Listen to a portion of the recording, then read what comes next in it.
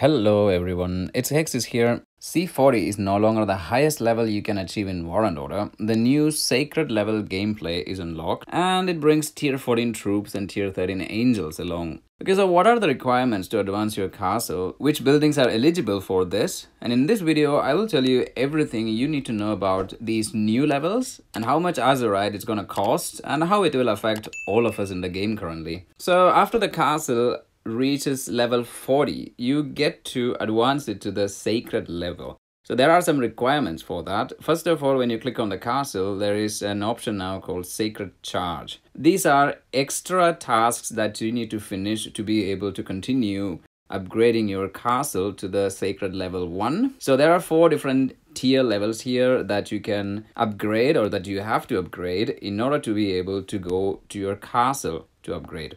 So first of all, there is a beast heart, which just means increase your beast power simply. And the worst part here is that it requires azurite to actually charge. And it actually adds a small amount of percentage to your damage against infantry and cavalry boost. Of course, damage is great, but 1% for 18,000 azurite is not that much. Then there is artifacts power. Increase your artifacts total power. Again, spend azurite and you get angel attack here.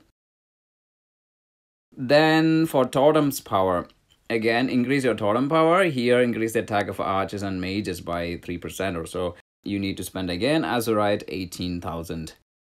Then finally increase your star palace power and you get some cavalry and infantry damage reduction, again 1%, and azurite 18,000 is required. And you need all 4 of them at tier level 1 to be able to finish these sacred charges, and that's going to cost you 70,000 azurite already.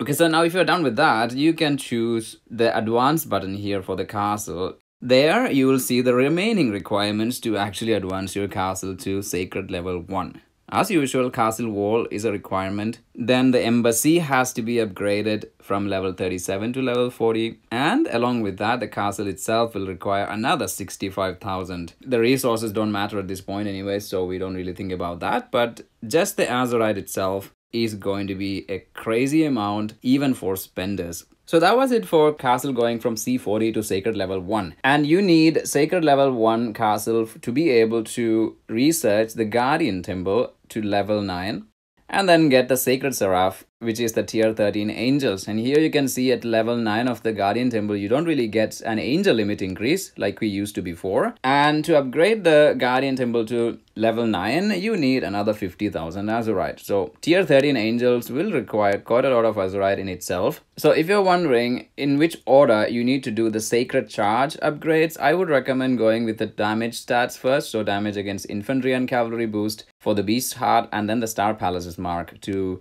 reduce the damage for your infantry and cavalry. In case you don't have azurite hoarded like many other castles maybe. If you're going it by one, then always choose the damage stats first.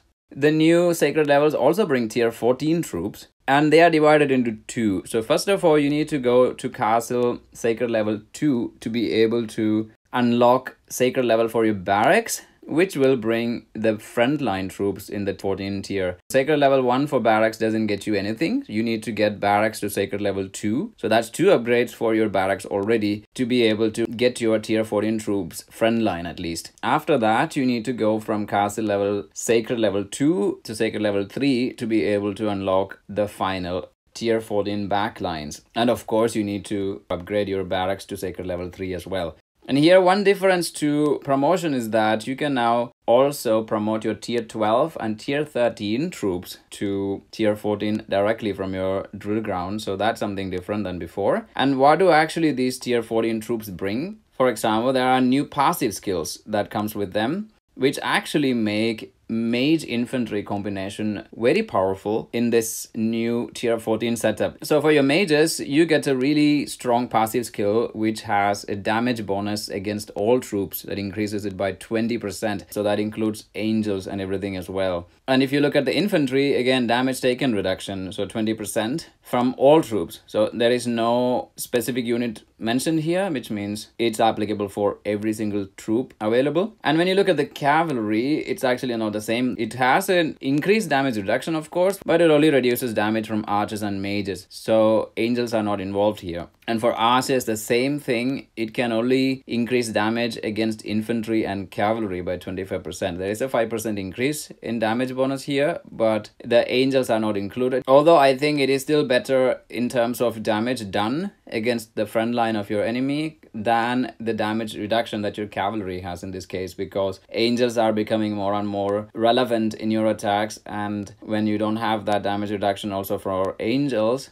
infantry becomes way more powerful in my opinion. And also one more thing, these sacred charges, they also go from tier 1 to tier 3. So each time you need to finish these first before you can unlock your sacred level for the castle itself. And also there are other requirements, like depot is required for the castle sacred level 2, and sacred level 3 requires hospital upgrades. So all the azurite requirements for the different things that you need, for example tier 13 angels or frontline tier 14 or tier 14 backline, is all listed in the table on the screen now. And of course, let's also take a look at what the tier 13 angels will look like. And the base stats, if you look at the hit points and attack and defense for tier 13 and compare it to the tier 12, they don't increase really that much. Like the maximum is like 10% increase for some stats, but that's it. And then the same goes for the tier 14 troops as well. Like from tier 13 to 14, the hit points of the infantry is not increasing as much, maybe like 10% or so, that's it. But the passive skills are what it makes them special here, in my opinion. Like the damage reduction directly, which you normally get by researching toughness in Mystic College, for example. So you are directly getting it as a passive skill here. I've actually hoped when they said that, okay, they are going to increase the castle levels now and that there will be some building requirements as well. I thought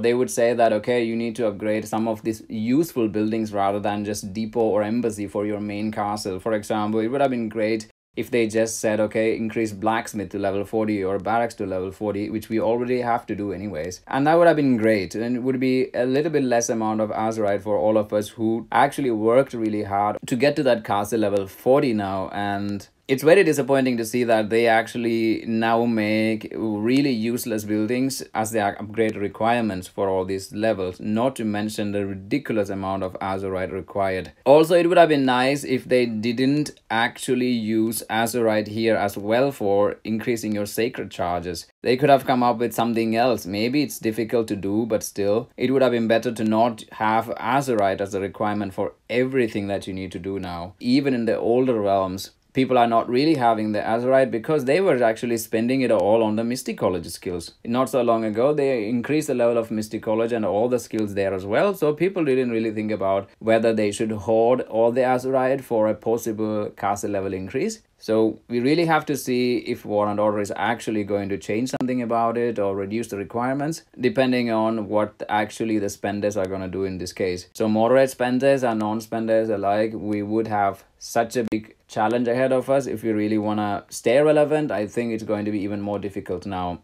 Besides, even if you have the sacred charges for that much amount of azurite, I think you can get better technology improvements in your Mystic College rather than going for your sacred level castle now, because it's going to take a lot of time, and compared to that, for the amount of time spent, Mystic College will give you a faster technology boost and power boost, in my opinion. In one of our previous videos, I told that, okay, Mystic College won't be the priority if you are still below C40, because you still need that tier 13 troops, which actually bring a really big difference in your army strength. And that changes now. When you want to go to Sacred Level or Mystic College, I think it's better to go for Mystic College, especially if you don't spend that much. So this is a really unbalanced, disappointing update in my opinion. So what do you think? Share your thoughts in the comments below and see you again with another video. Goodbye, guys.